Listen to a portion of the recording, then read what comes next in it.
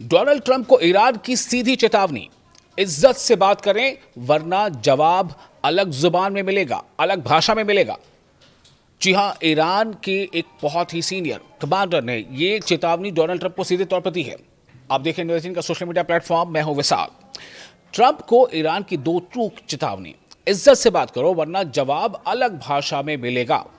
America के राष्ट्रपति Donald Trump के एक बयान ने एक बार फिर अमेरिका और ईरान के बीच तनाव को बढ़ा दिया है। डोनाल्ड ट्रंप ने कहा कि अमेरिका एक ना एक तरीके से ईरान के खिलाफ अपनी जीत को यकीनी बनाना चाहता है। उन्होंने यहां तक कहा कि या तो समझौता होगा या फिर अमेरिका अपना मिशन पूरा करेगा। लेकिन इस बयान के कुछ ही घंटों बाद, जी हां, इस बयान के डोनाल्ड ट्रंप के इस बयान के कुछ ही घंटों बाद ईरान की तरफ से ऐसा जवाब आया है जिससे दुनिया का ध्यान खींचा है। आइए पूरे मामले को समझते हैं।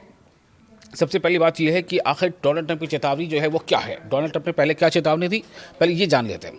व्हाइट हाउस में मीडिया से बातचीत के दौरान डोनाल्ड ट्रंप ने कहा कि अमेरिका के सामने सिर्फ दो रास्ते हैं। पहला, ईरान समझौता करे, और दूसरा, अगर ऐसा नहीं होता तो अमेरिका अपना काम पूरा करेगा। ट्रंप ने यह भी कहा कि ऐसा करना अमेरिका के लिए मुश्किल नहीं होगा। यानी सीधा पैगाम था कि अगर बातचीत नाकाम रही तो दबाव और कार्रवाई, दोनों विकल्प, दोनों अल्टरनेटिव अमेरिका के पास मौजूद हैं। अब आते हैं, आपको ये बताते हैं कि ईरान का पलटवार इस पर क्या है, किस तरह से ईरान ने इससे अपने खिलाफ एक बहुत ही सख्त बात मानी और क्या पलटवार किया ईरान ने। डोनाल्ड ट्रंप के बयान का जवाब ईरान के सुप्रीम नेशनल सिक्योरिटी काउंसिल के सेक्रेटरी मोहम्मद बाकर जुल्कादिर ने दिया है। उन्होंने ट्रंप को सीधे संबोधित करते हुए कहा है कि ईरानी अवाम धमकियों की भाषा नहीं समझती।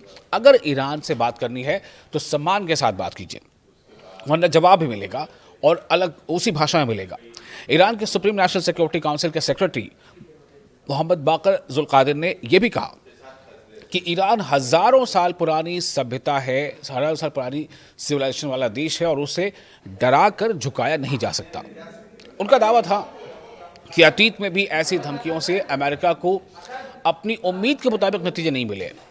अमेरिका को चाहिए कि वो माजी से सबक सीखे। उनका दावा है कि अमेरिका को चाहिए कि वो माजी से सबक सीखे। यानी ईरान का साफ पैगाम है कि दबाव नहीं, सम्मान की भाषा, रेस्पेक्टिव लैंग्वेज और रेस्पेक्टफुल लैंग्वेज में बातचीत होनी चाहिए। अब तीसरा है मसला क्या है कि आगे इस बारे में क्या कुछ हो सकता है, किस तरह की आगे सियासत या हम कह सकते हैं कि डिप्लोमेसी बदल सकती है। ईरान ने एक बार फिर दोहराया है कि वो अपनी सॉवरेनिटी और सेफ्टी और नेशनल जो इंटरेस्ट है उस पर कोई समझौता नहीं करेगा। वहीं अमेरिका लगातार सख्त रुख दिखा रहा है।